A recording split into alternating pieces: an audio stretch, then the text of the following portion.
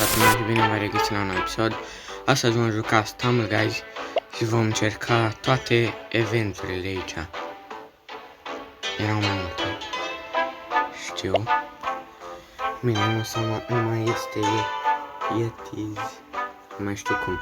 Dar voi face eu pe custom party cu boți. Ca să se pună că am încercat și acel event. Așa. Aceste eventuri au mape care au fost și care au fost în update-uri trecute, cum ar fi Mr. Beast Disco Drop, care am făcut o serie de 3 episoade pe acest canal și nu numai. Și uitați că dacă până pe 4 martie fac 30 de abonați,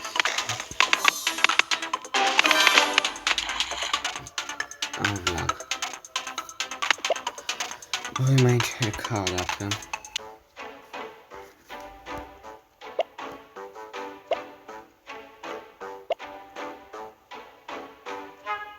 În play, sper că data asta să n-am.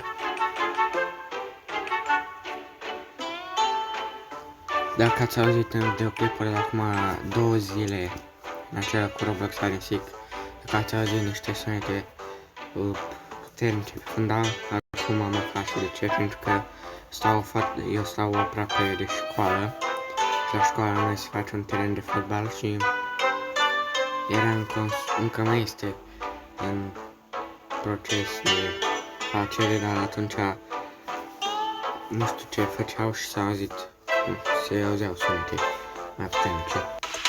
Că în acea zi s-au auzit de multe ori. Sper să mă lag.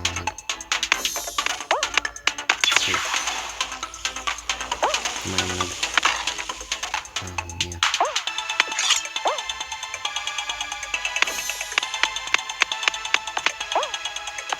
Da.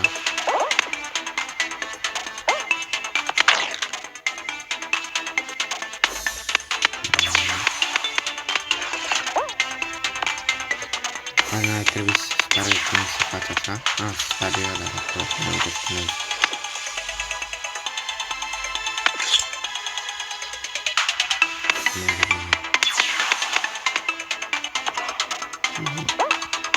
Deci asta înghețată de pe vârf, nu? Stai că am șanță să mă cac. Am șanță să mă cac, să fie, da. Aveam șansa să mă cac. Dacă auzit sunet de vânt pe fundal, îmi pare rău, dar că sunt în același loc în care am postat, în care am filmat și celălalt videoclip. Și aici să mă aud sunete fundal față de locul în care filmam alte videoclipuri. Da, și s-ar putea ca luna viitoare, în a doua săptămână din luna viitoare, după data de 10, s-ar putea să joc pe celălalt cont al meu de Stumble Guys.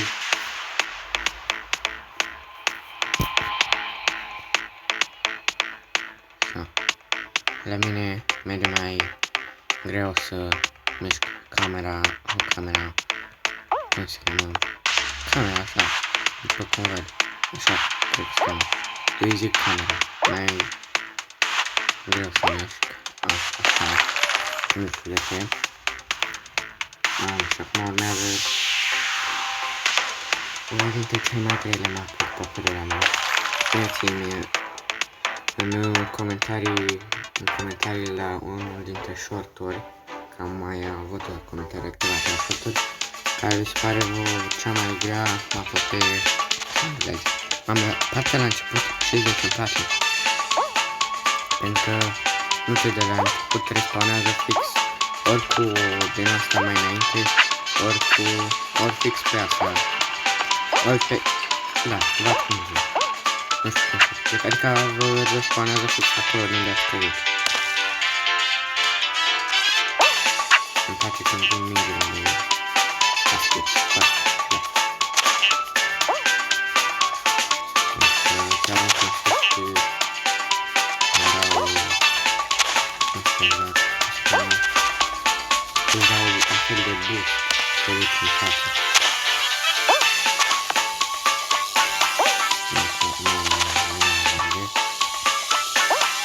Nu am pus să mă voi tare ca.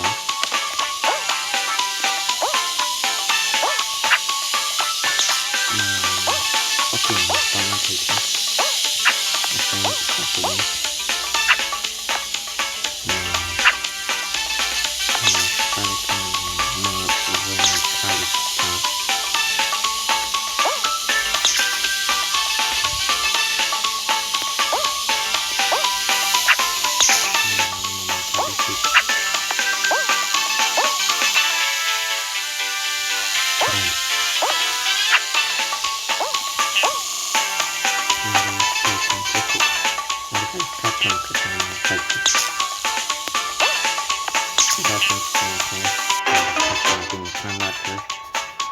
Cred să dau jump-ul cât mai mare. Nu vreau să jump-ul. Auzi, la un moment dat o ofertă pe shop care vedea Super Guy, Super Gal, care am eu acum. Super Guy ăsta care am eu acum și Super Gal zărea pe nu știu câți lei. Dar că mie nu mai trebuie, mie nu mai trebuie că i-am pe amândoi. Acesta Super Guy asta de la un free spin, cred. Marea majoritate a legendarilor le-am luat din PS, ori din free spin, ori nici eu nu mai știu. Unele două au fost free, câteva au fost din free spin, câteva din PS.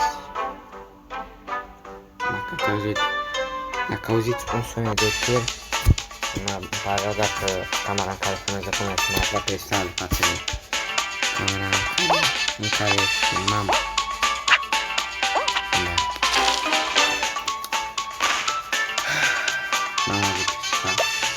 Acum ori să încercăm următorul event care e pe Block Dash, nu prea am chef de un Block Dash. Mai bine să facem, să replicăm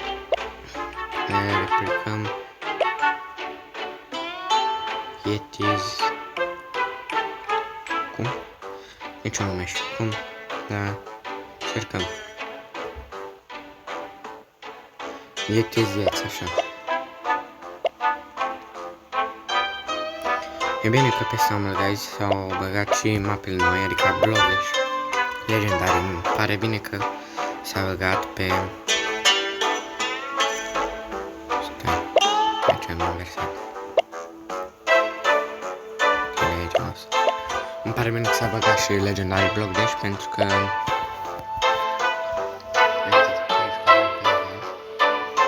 Și asta nu-mi plăcea, că îmi plăcea să... mă joc pe... că îmi plăcea să... nu știu, chiar îmi place să mă joc pe ca să-mi place că îți dă coboți și poți să duci mai mult, adică să faci un 1v1 cu un prieten de acolo și să vedeți că trebuie să faci până la...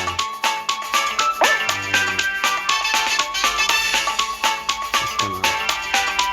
dați un zi. Când vine la și îmi place mult, mă ridică sus mult. Nu, mă ridică în sus. Uitați. Nici nu pare că nu am jucat, dar cred că știți și voi dacă jucați Summer Guys sau dacă v-ați jucat la alți youtuberi, știți și voi cum vă ridică în sus.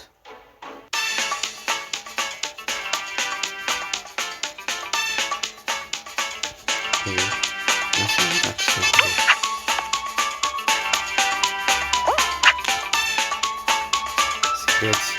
Dați un like și un subscribe dacă faceți schema asta. Nu s-a întâmplat de mai multe ori, dar niciodată nu s-a întâmplat. Cred că se record. Efectiv un record. În care dacă stai la mai mult potrivit. Acum să încerc să trec de... dacă stai la mai mult potrivit. Am dat jump de o grămadă de ori. Și efectiv nu mai fac. N-am trecut, dar... Acum ați învățat și voi schema nouă sau știți cum să faceți schema, că probabil nu voi știați schema, dar nu știați cum să faceți, cum eram și eu până ieri. Ieri am făcut schema asta și am învățat că trebuie să sar ca să treci. Dacă nu sar, nu treci. Ori ați învățat schemul alt, cum am spus, și ați învățat și știți cum să o faceți. Dacă nu, vă face un short tutorial pe shorts cum să o faceți. Scrieți în comentarii acest video dacă vreți să fac un tutorial short cu diferite scheme pe standard. Sunt multe scheme care ies. Pe blog sunt multe. Da, numai așa să mă mai calific. Știu eu că am căzut de 3 ore de aici. Am căzut de 3 ore am căzut la partea asta și nu am mai căzut și era și rândă 16. Deci atât de multe.